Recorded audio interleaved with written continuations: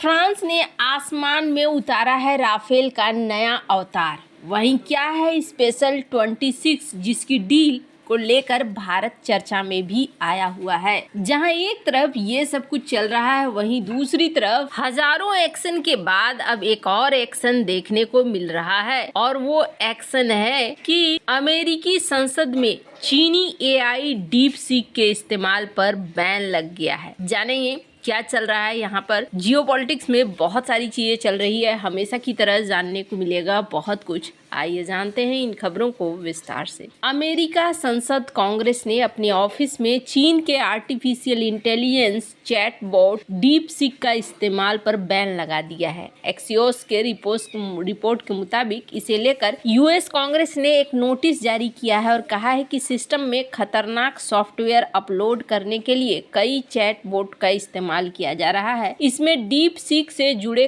जोखिमों के बारे में भी बताया गया है। यूएस कांग्रेस ने कहा कि एआई टेक्नोलॉजी के तेजी से डेवलपमेंट की वजह से सिक्योरिटी और प्रशासनिक चुनौतियों का सामना करना पड़ रहा है। वहीं कांग्रेस के चीफ एडमिनिस्ट्रेटिव ऑफिसर का कहना है कि फिलहाल डीप सीक जांच के दायरे में है, इस वजह से यूएस कांग्रेस ऑफिस में इसका इस्तेमाल नहीं किया जा सकता है। किसी भी तरह के संभावित खतरे को कम करने के लिए सदन की तरफ से जारी सभी डिवाइस में डीप सीक के इस्तेमाल पर रोक लगा दी गई है। साथ ही कर्मचारियों को ऑफिशियल फोन, कंप्यूटर, टैबलेट पर डीप सीक इंस्टॉल करने से बैन कर दिया गया है। डीप सीक की कई खासियतें हैं। डीप सीक एक एआई चैटबॉट है, इसे केवल कमांड देना है, इसके मुताबिक रिजल्ट आ जाता है। ये वे सभी काम कर सकते हैं जो चैट जीपीटी, मेटा जैसे बाकी एआई मॉडल्स पर किए जा सकते हैं। डीप सीक एआई कोडिंग और मैथ्स जैसे जटिल टास्क भी बेहद सटीक तरीके से पूरी कर पा रहा है। ये एक फ्री और ओपन सोर्स एआई मॉडल है। यह दुनिया भर में सबके लिए आसानी से उपलब्ध है। डीप सीक पूरी तरह फ्री और ओपन सोर्स एआई मॉडल है। इसके अलावा चीन का मॉडल बेहद कम लागत में तैयार हुआ है, जबकि अमेरिका की एनवीडिया, माइक्रोसॉफ्ट और मेटा जैसी कंपनियों ने बहुत बड़ा इन्वेस्टमेंट करके एआई मॉडल तैयार किया है। कुछ रिपोर्ट्स में दावा है कि डीप सीक कंपनी ने अपना एआई मॉडल सिर्फ 48 करोड़ रुपए में डेवलप किए हैं। डीप सीक ने एक ऐप स्टोर पर चैट जीपीटी को पीछे छोड़ा है। चीन के डीप सीक ऐप को कंपनी की वेबसाइट से और एप्पल के ऐप स्टोर से डाउनलोड किया जा सकता है। एआई कोडिंग और मैथ्स जैसे जटिल टास्क में बेहद सटीक नतीजे दे रहा है। हाल ही में अमेरिका और यूके में एप्पल ऐप स्टोर से डाउनलोडिंग के मामले में ये पहली पोजीशन पर रहा है। इसने दोनों ही जगह ओपन एआई के चैट जीपीटी को पीछे छोड़ दिया है। 2023 में चैट जीपीटी के इस्तेमाल पर लिमिट लगाई गई थी। ये पहली बार नहीं है जब यूएस कांग्रेस ने किसी एआई प्रोडक्ट के इस्तेमाल को बैन किया हो। 2023 में भी चैट जीपीटी के इस्तेमाल पर लिमिट लगाई गई थी। कुछ खास कामों के लिए चैट जीपीटी के पेड वर्जन को छूट दी गई थी। इसी तरह पिछले साल अप्रैल में माइक्रोसॉफ्ट कोपिलोट के इस्तेमाल पर भी बैन लगाया गया था। अब जहां एक तरफ ये सब कुछ चल रहा है, वहीं दूसरी तरफ बात करें, फ्रांस आजकल बड़ा चर्चा में है। फ्रांस ने पहली बार आसमान में राफेल फाइटर जेट का नया वेरिएंट F4 उतार दिया है और भारत का दोस्त यूएई फ्रांसीसी फाइटर जेट का पहला ग्राहक होगा। फ्रांसीसी फाइटर जेट कंपनी ने बयान जारी करते हुए कहा है कि राफेल F4 का फ्लाइट टेस्ट जल्द ही Dassault Aviation flight test centre में किया जाएगा और साल 2026 तक संयुक्त अरब अमीरात को नए विमानों की डिलीवरी शुरू कर दी जाएगी। फ्रांसीसी डिफेंस कंपनी दसॉल्ट एविएशन ने सोशल मीडिया प्लेटफॉर्म एक्स पर एक पोस्ट में विमान का पहला लुक दुनिया को दिखाया है। तस्वीरों से पता चलता है कि ये 2 सीटों वाला राफेल फाइटर जेट है। संयुक्त अरब अमीरात ने फ्रांसीसी कंपनी के साथ 80 राफेल फाइटर जेट के लिए अनुबंध किया हुआ है। 29 जनवरी को एक समारोह के दौरान स्ट्रेस एयरबेस के हैंगर में नए विमानों को दिखलाया गया।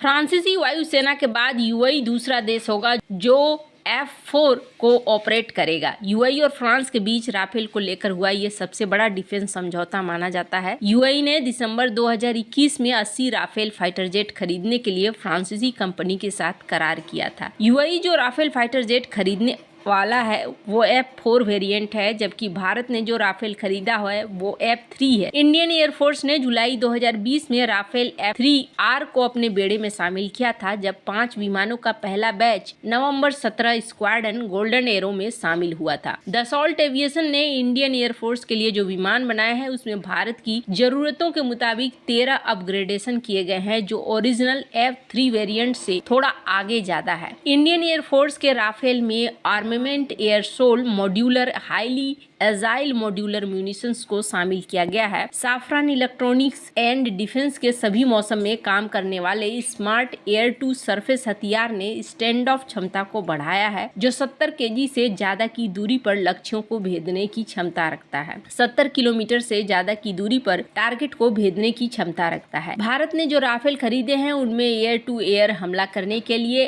MBDA की ramjet operated Meteor long range beyond visual range air to air missile और मी का क्लोज कॉम्बैट मिसाइल शामिल है। इसके अलावा भारतीय वायुसेना ने साफरान इलेक्ट्रॉनिक्स एंड डिफेंस के AASM हैमर बम गाइडेंस और glide kit Israeli spice guided munitions का भी विकल्प चुना था। इसके अलावा इंडियन एयरफोर्स ने चीन को ध्यान में रखते हुए अपने विमानों में कई बदलाव किए थे। इंडियन एयरफोर्स ने हैमर AASM को विकल्प चुना था। इस म्यूनिशंस को पूर्वी लद्दाख के पहाड़ी इलाकों में छिपे हुए लक्ष्यों को नष्ट करने के लिए तैनात किया जा सकता है। राफेल 4 कितना शक्तिशाली है?